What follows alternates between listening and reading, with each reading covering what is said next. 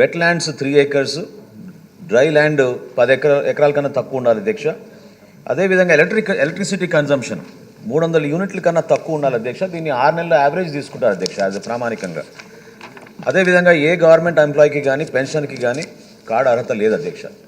కానీ ఎవరైతే పాపం కష్టపడి పనిచేస్తున్నారో శానిటేషన్ వర్కర్స్ కానివ్వండి, సఫాయి కర్మచారులు కానివ్వండి, మున్సిపల్ కార్మికులు ఎవరైతే పనిచేస్తున్నారో వాళ్ళందరికీ కూడా దీంట్లో ఎగ్జంప్షన్ ఉంది. అదేవిధంగా 4 వీలర్స్ విషయంలో వీళ్ళకి 4 వీలర్స్ ఉంటే ఖచ్చితంగా వాళ్ళకి ఆ ఎలిజిబిలిటీ క్రైటీరియాలో వాళ్ళకి అర్హత లేదు అధ్యక్ష. ఇన్కమ్ ట్యాక్స్ విషయంలో మీ అందరికీ తెలుసు, కేంద్ర ప్రభుత్వం ఎప్పుడైతే ఈకేవైసీ ప్రాసెస్ చేయమందో ఆధార్ని మనం అనుసంధానం చేసుకుని ఒక్కసారి ఇప్పటివరకు మనకి ఇన్కమ్ ట్యాక్స్ గురించి కూడా మనం డేటా షేర్ చేసుకున్నాం.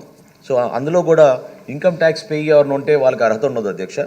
మున్సిపల్ ప్రాపర్టీ 1000 square feet కన్నా ఎక్కువ ఉంటే ఖచ్చితంగా వాళ్ళకు కూడా అర్హత ఉండదు అధ్యక్ష.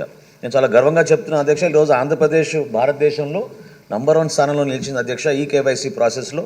ఇప్పటి వరకు మనం 87% కంప్లీట్ చేసాం అధ్యక్ష మన కార్డ్స్ అన్ని కూడా.